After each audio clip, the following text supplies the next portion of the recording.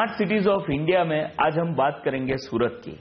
सूरत को कैसे smart city बनाया जा सकता है, किस तरह की चैलेंजेस है और उसको कैसे ओवरकम किया जा सकता है, इन सभी मुद्दों पर बात करेंगे। हमारे साथ है सूरत के जिला कलेक्टर राजेंद्र कुमार जी। सर, स्वागत है आपका CNBC आवाज में। धन्यवाद। सबसे पहले तो ये बताइए कि सूरत कितना तैयार है स्मार्ट सिटी बनने के लिए?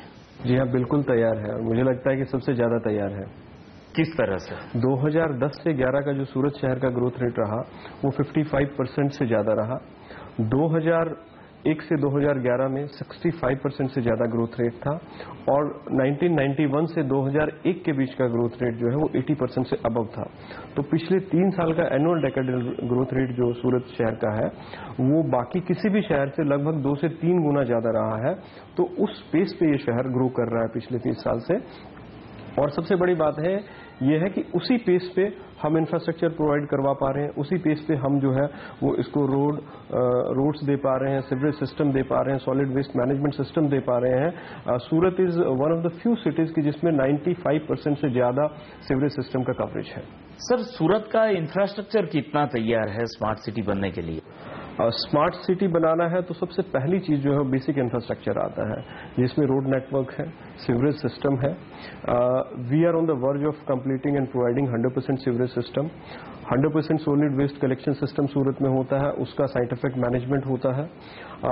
We have one of the best roads available as far as internal road जो है वो कंसर्न है सूरत के।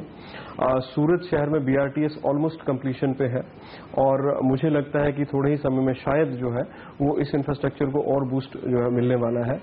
उसके अलावा एक फ्यूचरिस्टिक डेवलपमेंट जो है सूरत का हम लोग कर रहे हैं। जैसे अभी सूरत सिटी का इंटरनल कनेक्टिविटी के साथ साथ आउटर जो ट्रांजिट है, जो नेक्स्ट इनपुट हमारा है वो एम्फेसिस और फोकस है वो है ट्रांजिट ओरिएंटेड डेवलपमेंट के ऊपर, क्योंकि सूरत जो है वो इंडिया के बिजीएस्ट कॉरिडोर पर स्थित है।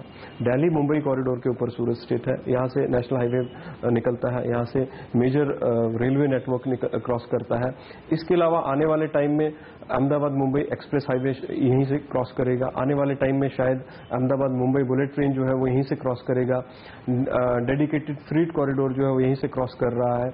और दूसरा सबसे बड़ा इंडस्ट्रियल हब जो इंडिया का है वो हजीरा की, जहां से मेजर पाइपलाइंस इंडिया की निकलती हैं, ऑयल एंड गैस पाइपलाइन वो हजीरा से निकलती हैं। HBJ पाइपलाइन वो सारे का सारा जो पाइपलाइन गैस और ऑयल का निकलता है वो नेटवर्क यहां से ओरिजिनेट होता है। तो उस सारी परिस्थिति को देखते हुए हम ट्रांजिट ओरिएंटेड जो डेवलपमेंटल कॉरिडोर जो है वो सिटी के लिए प्लान कर रहे हैं, जिसमें सबसे पहले completion of the ring road है। 66 किलोमीटर का रिंग रोड सूरत के चारों तरफ जो है वो थोड़े टाइम में कंप्लीट हो जाएगा। इसकी सभी फॉर्मेलिटीज जो है लगभग कंप्लीट हो गई हैं। Land acquisition is also in process by way of town planning scheme. और इसके अलावा जो एंट्री और एग्जिट के रोड्स हैं वो सभी का नियर फ्यूचर में वाइडनिंग होगा। तो हमें ये लगता है कि ये एक इंफ्रास्ट्रक्चर हर तरह से, वाटर नेटवर्क हो, रोड नेटवर्क हो, उसके अलावा जो सीवरेज सिस्टम है, सॉलिड वेस्ट सिस्टम है, जो बेसिक इंफ्रास्ट्रक्चर एक सिटी के स्मार्ट सिटी बनने के लिए है, उसको ध्यान में रख के इसका डेवलपमेंट की तरफ ध्यान दिया जा रहा है। सर, आपने ये सब जो बात कही कनेक्टिविटी की, उसमें सबसे अहम कहीं कमी दिखती है, क्योंकि हमें डायमंड इंडस्ट्रीज वाले या टेक्सटाइल वाले जो भी लोग मिलते हैं उनकी सबसे बड़ी समस्या होती है एयर कनेक्टिविटी के। उसको लेके कुछ किया जा रहा है, किस तरह का आयोजन है? उसके लिए देखिए 2 इश्यूज हैं। पहला है इंफ्रास्ट्रक्चर और दूसरा है कमर्शियल ऑपरेशंस। ये दोनों चीजों को मैं डीलिंक करके आपको बताऊंगा। जहां तक इंफ्रास्ट्रक्चर का सवाल है, infrastructure is there. We have a very good airport which is the largest airport in fact in the Gujarat as far as area is concerned. Present जो रनवे है वो 2.5 किलोमीटर तक का है। उसका extension is already going on as far as I understand. और थोड़े time में वो 3 किलोमीटर जो स्टैंडर्ड रहता है for Boeing and Airbus to land वो भी कंप्लीट होने वाला है। सो उसकी कंप्लीशन के बाद this airport will become international standard airport. So that is one thing, that is readiness of the infrastructure. दूसरा है कमर्शियल ऑपरेशंस। उसके पीछे जो रीजन है वो ये है कि एयर कनेक्टिविटी ये कमर्शियल ऑपरेशन डिमांड के बेसिस पे होता है। Now there is rise in demand. So I feel कि soon the air connectivity will also resume. Sir, Surat में ऐसी क्या खास बातें हैं जिसके लिए सूरत को स्मार्ट सिटी के तौर पे चुना गया? कई सारे सिटीज है, लेकिन सूरत को क्यों? सूरत कंट्री का 8th लार्जेस्ट सिटी है। उसके अलावा as far as economic development and contribution to the economy is concern, this is ये एक ऐसा शहर है कि जिसका पर कैपिटा इनकम इंडिया में हाईएस्ट है। और पर हाउस होल्ड इनकम की अगर मैं बात करूं तो जहां देश का पर हाउस होल्ड इनकम 55,000 के आसपास है, सूरत शहर का पर हाउस होल्ड इनकम 5,19,000 के आसपास है। सो सबसे ज्यादा हाउस होल्ड इनकम है, इकोनॉमिक बूस्टर है, इंडस्ट्री का एक जो है वो हब है। टेक्सटाइल इंडस्ट्री इंडिया की पूरी यहाँ पे है। डायमंड इंडस्ट्री सेंटर्ड इन सूरत, और सिर्फ देश की बात नहीं करूंगा पर मैं कहूंगा कि वर्ल्ड का डायमंड कैपिटल है। आज की डेट में 85% डायमंड वर्ल्ड ओवर आप कहीं से भी परचेज करें वो सूरत में प्रोसेस होते हैं। सो वर्ल्ड का पूरा डायमंड बिजनेस, पूरा डायमंड प्रोसेसिंग इंडस्ट्री जो है वो सूरत में कंसंट्रेटेड है। उसके अलावा लार्ज स्केल इंडस्ट्री हजीरा का पूरा जो बेल्ट है उसमें हमारे यहाँ लार्ज स्केल पेट्रोलियम और पेट्रोकेमिकल बेस्ड इंडस्ट्री जो है वो उसका हब है। सो एक नेचुरल कॉरोलरी है कि इसको सिलेक्ट किया जाए स्मार्ट सिटी के लिए। सर, सूरत की शकल बदलने के लिए किस तरह के प्रोजेक्ट्स तैयार हो रहे हैं और आने वाले समय में कब तक वो इम्प्लीमेंट होते दिखेंगे? देखिए, सूरत में काफी सारे ऐसे प्रोजेक्ट्स हैं जिनसे मुझे लगता है कि जिनको हम लोग सिर्फ कंट्री वाइड बेस्ट नहीं पर वर्ल्ड क्लास कह सकते हैं। सूरत रेलवे स्टेशन का ट्रांसफॉर्मेशन का एक प्रोजेक्ट जो है वो चल रहा है, which will be the best railway station in the country, जो पीपीपी बेसिस पे उसकी डेवलपमेंट का सैद्धांतिक अप्रूवल, इन प्रिंसिपल अप्रूवल भी हो चुका है और वो म्युनिसिपल कॉरपोरेशन और रेलवे अथॉरिटीज मिलकर उसको बनाएंगी। वो एक प्रोजेक्ट है। जो हमारा एयरपोर्ट है उसका एक्सपेंशन, रनवे का एक्सपेंशन जो है वो दैट इज ऑनगोइंग, वो एक चल रहा है। आने वाले टाइम में अहमदाबाद बॉम्बे एक्सप्रेसवे जो है वो सूरत को क्रॉस करेगा, बुलेट ट्रेन सूरत से होकर गुजरेगी, डीएफसी जो है वो शेप लेगा आने वाले 5 से 10 सालों में। वो ये सारे फैक्टर्स जो है वो सूरत को अफेक्ट करते हैं पॉजिटिवली, कि जिससे इसका ग्रोथ जो है और जल्दी होगा और ज्यादा होगा। सर, कोई भी शहर के विकास के लिए कुछ समस्या है तो उसके सामने रहती है। सूरत के आगे ऐसी क्या चैलेंजेस है जो सूरत को स्मार्ट सिटी बनने से रोक रहा है, या कैसे उसको ओवरकम किया जा सकता है? मुझे नहीं लगता कि कोई भी प्रोजेक्ट, कोई भी फैक्टर जो है वो सूरत की राह में रोड़ा है। इनफैक्ट सभी इनेबलिंग फैक्टर है। और ये सूरत जो है वो इंडिया का फास्टेस्ट इमर्जिंग सिटी है। गुजरात का तो है ही, पर उसके साथ साथ कंट्री का फास्टेस्ट इमर्जिंग सिटी है और वर्ल्ड वाइड भी this is one of the fastest growing cities. तो 3rd फास्टेस्ट ग्रोइंग सिटी जो है वो सूरत माना गया है। कंट्री में अभी लास्ट एक सर्वे हुआ, उसके हिसाब से 4 क्लीनेस्ट सिटी में सूरत का समावेश पूरे कंट्री में होता है। तो ऐसा कोई एक फैक्टर नहीं है जो इसको रोक रहा है, सभी फैक्टर्स इसको इनेबल कर रहे हैं और वन आफ्टर द अनदर नए नए ऐसे प्रोजेक्ट इसमें आ रहे हैं कि जिनसे इसका ग्रोथ जो है वो फर्दर होगा। सिर्फ एक चीज हमने देखी है, ट्रैफिक की समस्या बहुत है यहाँ पे, या ये कहिए कि पुलिस फोर्स की कमी है जिसके कारण लॉ एंड ऑर्डर भी इफेक्ट हो रहा है। तो इन चीजों के लिए कुछ किया जा रहा है, क्योंकि ये जो बेसिक जरूरियात है वो अलग है और ये समस्याएं अलग है। देखिए, इसमें इसको भी मैं आपके प्रश्न को 2 प्रश्नों की तरह ट्रीट करूंगा। पहला प्रश्न ये है कि पुलिस फोर्स हमारे पास कितना है। सूरत, जैसे मैंने आपको पहले बताया कि ये बहुत ज्यादा फास्ट इसका ग्रोथ हुआ है। इसका पॉपुलेशन 1971 में 5.5 लाख था, आज 55 लाख पॉपुलेशन है। सो 10 गुना जो है वो बढ़ा है ये शहर पिछले 40 सालों में, 10 गुना इसका ग्रोथ हुआ है और आने वाले टाइम में भी इसी रफ्तार से लगभग बढ़ने की उम्मीद है। जो मैथमेटिकल मॉडल्स है, अरिथमेटिकल मॉडल्स है, उनके हिसाब से 2035 तक सूरत का पॉपुलेशन 1 करोड़ 10 लाख से ज्यादा होगा। सो हमें सभी चीजों को उसी पेस पे इंक्रीज करना है। इंफ्रास्ट्रक्चर हम लोग दे पाए हैं, पर साथ में जो ट्रैफिक का समस्या आपने जिक्र किया उसके लिए काफी इनोवेटिव सॉल्यूशंस भी सूरत में हुए हैं। जैसे सूरत लगभग पहला कंट्री है देश में कि जिसमें रोड्स को हमने सीसीटीवी कवरेज दिया है और पूरा उसका एक जो है वो हेडक्वार्टर सूरत पुलिस हेडक्वार्टर में उसका एक सेंट्रल कंट्रोल रूम है जहां पे पूरा उसका कवरेज है। तो उसके आने के बाद से काफी ट्रैफिक डिसिप्लिन भी इंस्टिल हुआ है और काफी उसमें ट्रैफिक की समस्याओं में फर्क पड़ा है। साथ ही पुलिस के साथ साथ टीआरबी ट्रैफिक रेगुलेटरी ब्रिगेड जो यहाँ पे बनाई गई है, जो एक पुलिस कंट्रोल ट्रस्ट चलाता है, तो उसके थ्रू ऐसे कुछ इनोवेटिव सॉल्यूशंस पिछले 5 से 10 सालों में निकाले गए हैं, जिससे मुझे लगता है कि हम जल्दी इन सभी समस्याओं पे भी काबू पा लेंगे। सर, जब कोई शहर बड़ा होता है तो वहां पे सीवेज की, वाटर ट्रीटमेंट की या पोल्यूशन की, इस तरह की कई समस्याएं आती है। तो सूरत को इन समस्याओं से बाहर निकालने के लिए क्या आयोजन किया जा रहा है, किस तरह से हो रहा है? वाटर सूरत में कोई वाटर का समस्या नहीं है। 140 एलपीसीडी के जो नॉर्म्स हैं उस हिसाब से पानी मिल रहा है। सूरत जो है वो कई डैम से पानी मिलता है और उसमें काफी पानी का कोई समस्या आने वाले 10 से 20 साल में हम लोग नहीं देखते हैं। सूरत का जो ग्रोथ है उस ग्रोथ के हिसाब से भी तो भी पानी का कोई समस्या सूरत को नहीं आने वाला है। दूसरा है सीवेज ट्रीटमेंट की बात है, तो सूरत अकेला ऐसा सिटी है लगभग जिसमें 95% से ज्यादा ऑलरेडी एग्जिस्टिंग कवरेज है और जैसे शहर बढ़ता है वैसे civil system we are in a position कि इसको प्रोवाइड कर पाएंगे। और इसके अलावा जो फ्यूचरिस्टिक डेवलपमेंट मैंने आपको बताया कि transit oriented ring roads, transit oriented entry and exit road, वो हम लोग प्लान कर रहे हैं। सर, पोल्यूशन के लिए कुछ किया जा रहा है क्या? उनमें सूरत नहीं है। और पोल्यूशन के बारे में मैं आपको कह दूं कि देश के 4 सबसे क्लीन सिटीज में सूरत का समावेश होता है।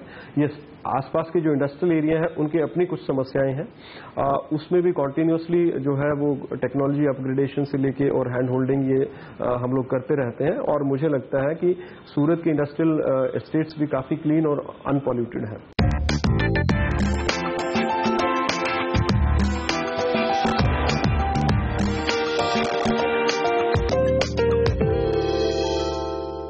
सर, सूरत में नए इन्वेस्टमेंट के कितने मौके हैं और किस तरह के नए प्रोजेक्ट्स, आपने जैसे कहा कि काफी सारे प्रोजेक्ट्स आ रहे हैं, किस तरह के नए प्रोजेक्ट्स यहाँ पे आ रहे हैं?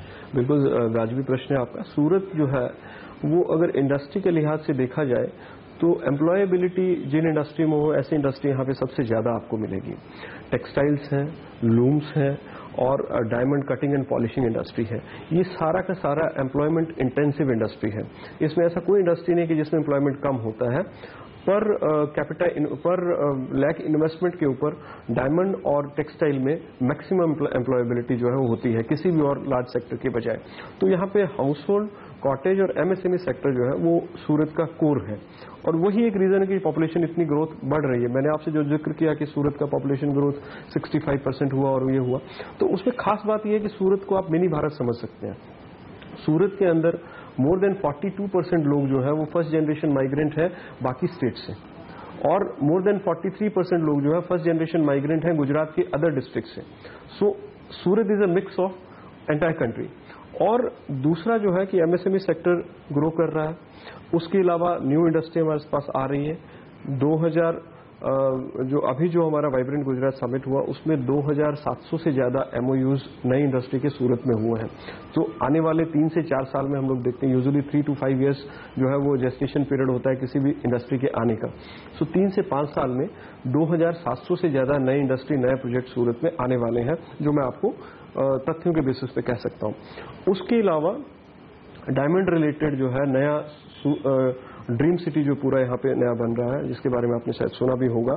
सो वो पूरा एक मर्केंटाइल एंड ट्रेड सिटी जो है डायमंड रिलेटेड सूरत में शिफ्ट हो रहा है, जिसमें लगभग 12,500 से ज्यादा डायमंड मर्चेंट वर्ल्ड ओवर वो सूरत में शिफ्ट कर रहे हैं, अपना बिजनेस शिफ्ट कर रहे हैं। तो जैसे ही वो अपना बिजनेस सूरत में शिफ्ट करते हैं उससे रिलेटेड एंसिलरी इंडस्ट्री जो है वो ग्रो करता है, ट्रांसपोर्टेशन ग्रो करता है, हाउस होल्ड जो सपोर्ट सिस्टम है वो ग्रो करता है।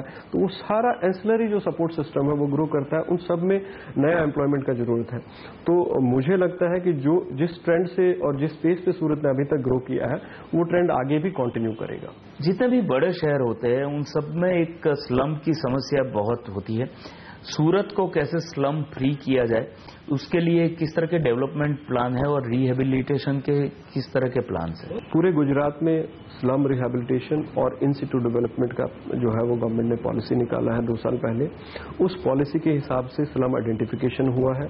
सूरत में भी जो स्लम्स हैं बहुत कम है वैसे तो, उसको आइडेंटिफाई किया गया है। इन सिटू और out of the site development का प्लान जो है एसएमसी ने तैयार किया है। सूरत के बाहर कोई स्लम नहीं है, शहर के बाहर जहां शहर ग्रो करता है।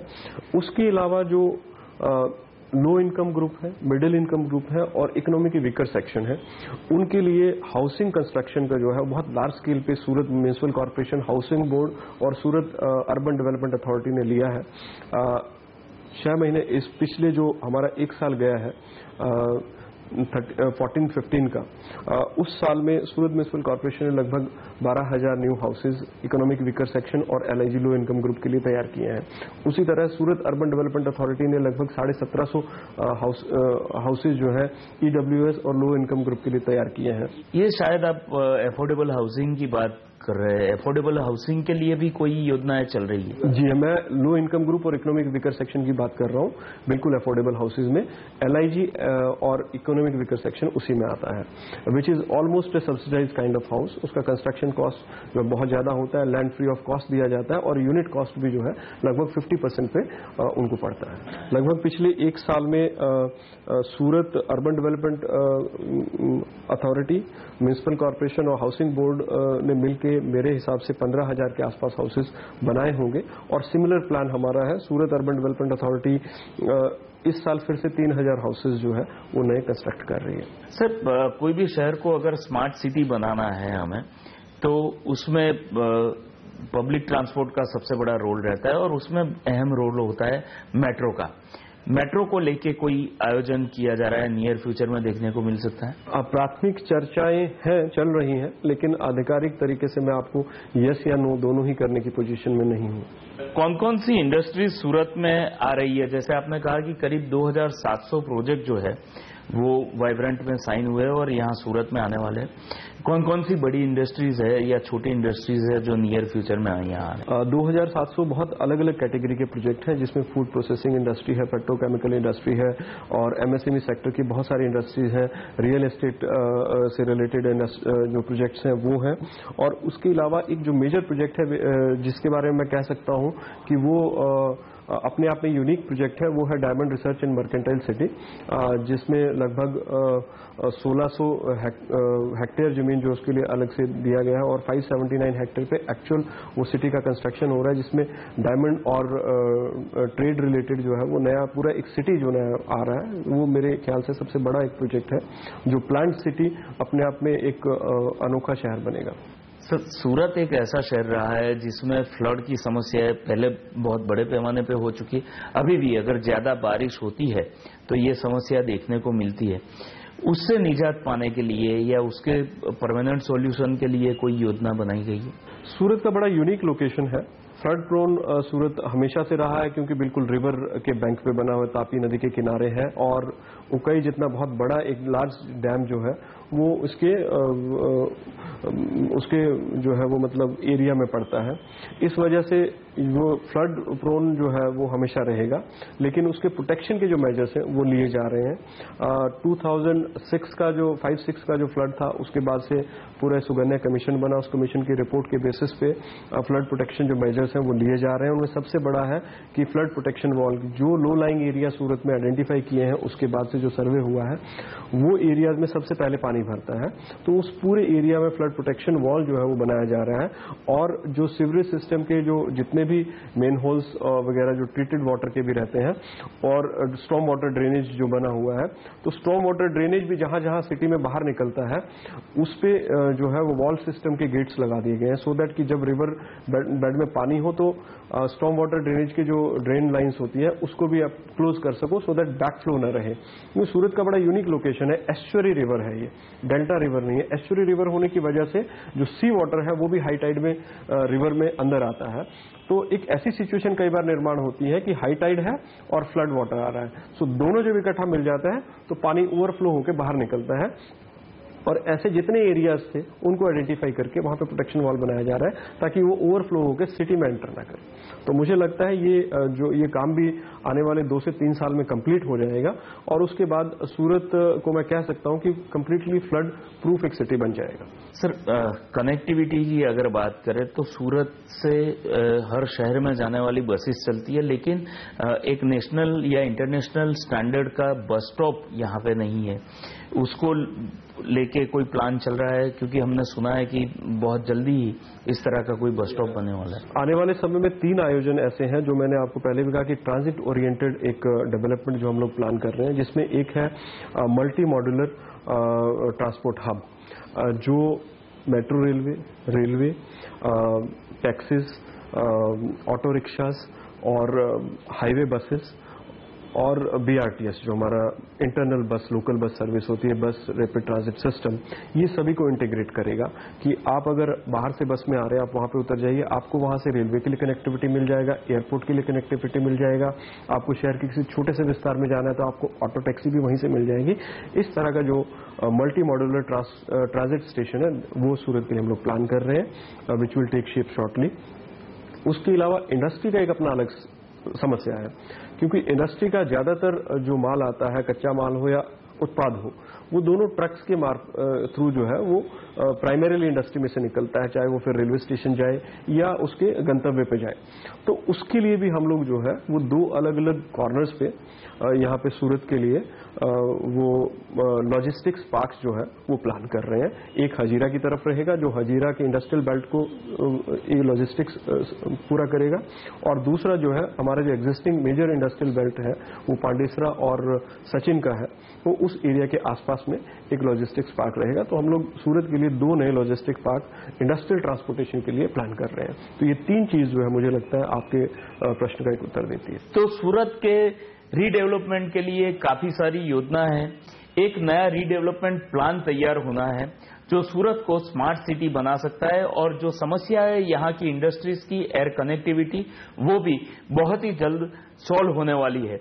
यानी ये हम कह सकते हैं कि सूरत को स्मार्ट सिटी बनने से अब कोई नहीं रोक सकता है।